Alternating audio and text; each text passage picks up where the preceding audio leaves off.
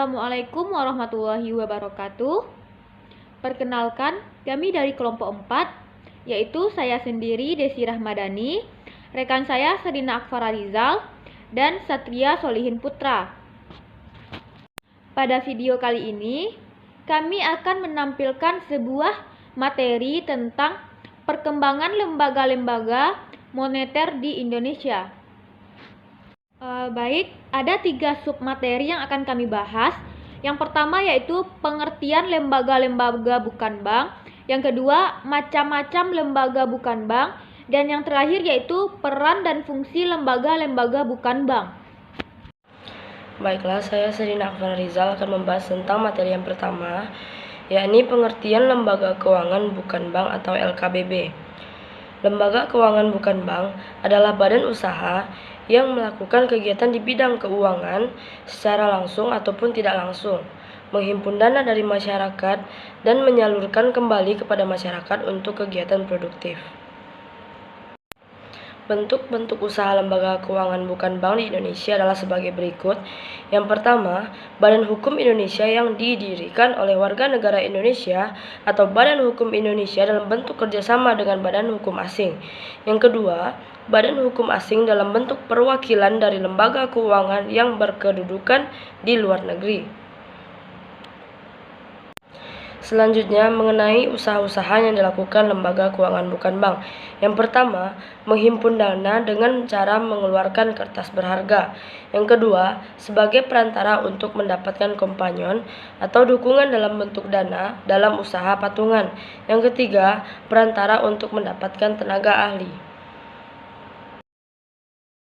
Baik, saya akan menjelaskan materi macam-macam lembaga keuangan dan keuangan bukan bank.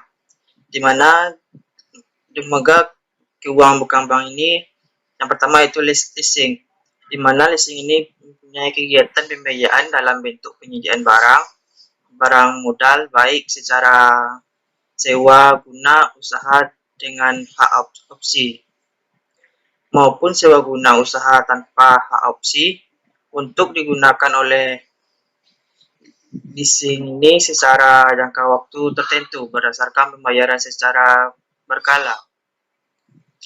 Di mana leasing ini punya manfaat, itu ada 4. Yang pertama itu menghemat modal, yang kedua diversifikasi sumber-sumber pembiayaan, yang ketiga persyaratan lebih mudah dan fleksibel, yang keempat itu biaya lebih murah. Yang kedua yaitu pegadaian. Pegadaian itu suatu lembaga keuangan yang memberikan pinjaman kepada nasabah dengan jaminan barang atau surat-surat berharga. Pegadaian memiliki ciri yaitu yang pertama itu terdapat barang-barang yang berharga yang digadaikan. Yang kedua, nilai jumlah pinjaman tergantung dengan nilai barang yang digadaikan. Yang ketiga, barang yang digadaikan dapat ditebus kembali. Tujuan utama usaha pegadaian itu untuk membantu agar masyarakat yang sedang membutuhkan uang segera mendapatkan pinjaman secara cepat dan terhindar dari rentenir. Perusahaan pegadaian yang bergerak di Indonesia itu Perum Pegadaian.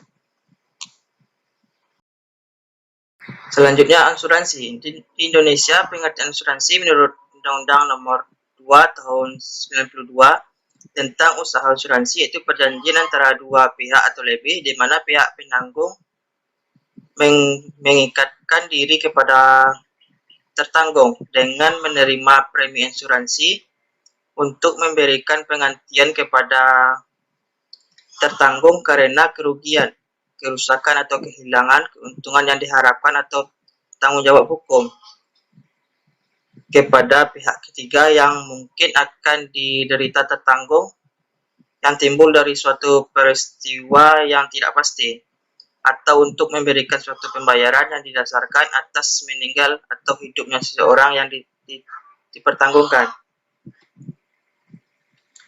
Di mana asuransi ini memiliki dua pemilik, yaitu pemilik asuransi dan nasabah. Di mana pemilik asuransi ini memiliki 3, tiga poin itu. Yang pertama, keuntungan dari premi yang dibayar nasabah. Yang kedua, keuntungan dari hasil penyertaan modal ke perusahaan lain. Yang ketiga, keuntungan dari hasil bunga investasi surat-surat berharga.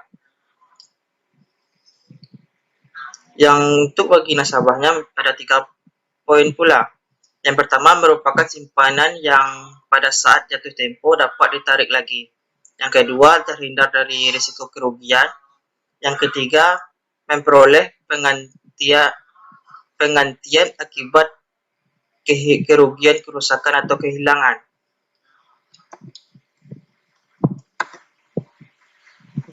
Baiklah, untuk materi yang terakhir yaitu peran dan fungsi lembaga-lembaga bukan bank. Yang pertama, kita akan membahas tentang peran. Apa sih itu peran dari lembaga-lembaga bukan bank? Nah, peran dari lembaga-lembaga bukan bank adalah untuk mengembangkan perekonomian Indonesia melalui menghimpun dana ataupun menyediakan dana dengan keuntungan untuk investasi perusahaan ataupun fungsi lainnya agar perusahaan tersebut atau dana tersebut bisa dijadikan sebagai pendapatan dari sebuah negara. Nah, dengan adanya lembaga tersebut tentu saja itu bisa menyediakan atau bisa bekerja sama dengan sebuah negara. Nah, selanjutnya apa sih fungsi dari lembaga-lembaga bukan bank?